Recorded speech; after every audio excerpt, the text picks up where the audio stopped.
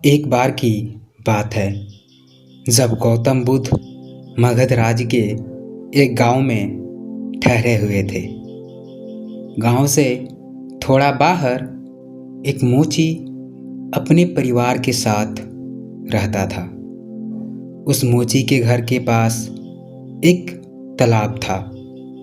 एक दिन रोज की तरह सुबह मोची तालाब किनारे पानी लेने गया।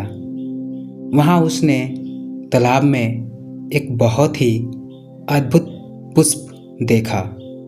वह पुष्प देखने में बहुत सुंदर था और चमत्कारिक भी प्रतीत हो रहा था।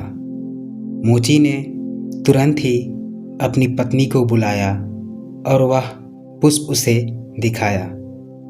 मोची की पत्नी आध्यात्मिक और धर्म में आस्था रखने वाली थी। वह पुष्प को देखते ही समझ गई कि जरूर कल यहाँ से गौतम बुद्ध जी गुजरे होंगे। उन्हीं के प्रताप से यह पुष्प खिला है। पुष्प को चमत्कारिक मानकर मोची ने एक योजना बनाई। उसने अपनी योजना के बारे में पत्नी को बताया कि वह इस पुष्प को राजा को देगा और उनसे खूब सारी स्वर्ण मुद्राएं लेगा। उसकी पत्नी ने भी सोचा कि यह पुष्प उनके किसी काम का नहीं है, इसे राजा को ही दे दो, कम से कम कुछ कमाई तो होगी। पत्नी की सहमति के बाद मोची राजमहल की ओर निकल गया। राजमहल के रास्ते में उसे एक व्यापारी मिलता है। मोची के हाथ में पुष्प देखकर वह रुक जाता है। वह मोची से पूछता है कि भाई, ये पुष्प लेकर कहाँ जा रहे हो? मोची कहता है कि मैं यह पुष्प लेकर राजा के पास जा रहा हूँ। इसे राजा को भेंट करके मैं राजा से मुँह मांगा इनाम लूँगा। व्यापारी ने मोची को प्रस्ताव दिया कि तुम ये पुष्प मुझे दे दो, बदले में मैं तुम्हें 100 स्वर्ण मुद्राएं दूंगा। मोची सोच में पड़ गया। उसने सोचा कि जब व्यापारी इस पुष्प के लिए 100 स्वर्ण मुद्राएं दे रहा है तो राजा तो और ज़्यादा देगा।